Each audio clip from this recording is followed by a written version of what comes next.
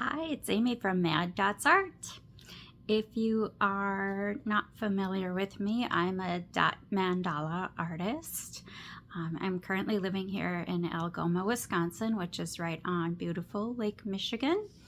And I've been doing this kind of art for a little bit more than a year.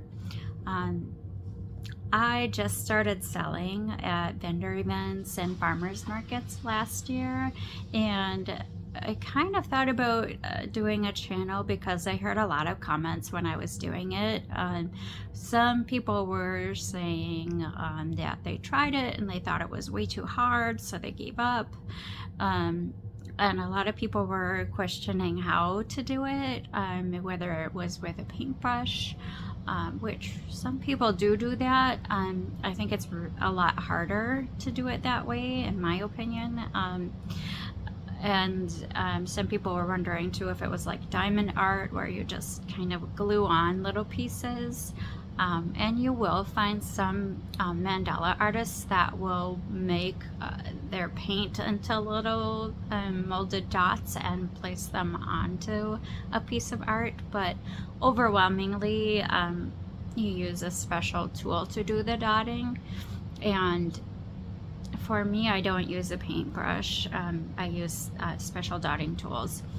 So I thought that I might make this video just to kind of, or this channel, I guess, to do a series of how-tos, little tips and tricks that I've learned over time.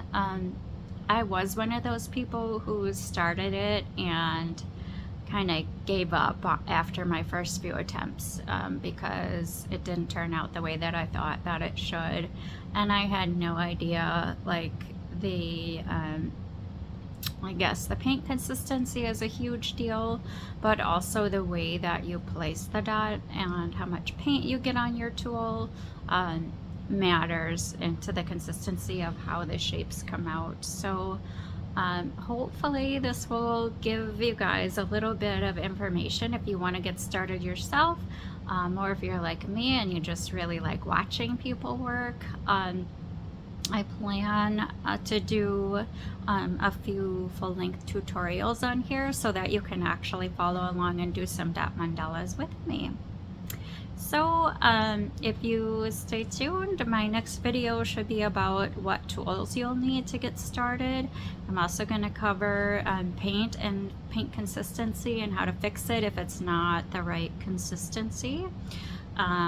And I'll share with you techniques on how to do the dots, and then there's a piece, an element called swooshes, which is a little bit harder to learn, but I'll show you how I do them, and there's more than one method. So, and then I'll also talk about how to protect your work when it's done. Yeah, and then hopefully I'll be able to share some like I said, full-length tutorials for you so that if you want to actually create your own, you'll have a spot. I'm not super advanced in this. Like I said, it's only been about a year since I've been really focusing on it.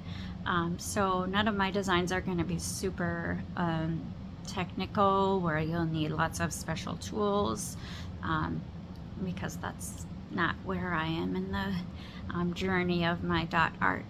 So I hope you follow along and like this, and if you have any questions, feel free to leave a comment and I'll get back to you as soon as I can. Thanks for tuning in, guys. See you next time.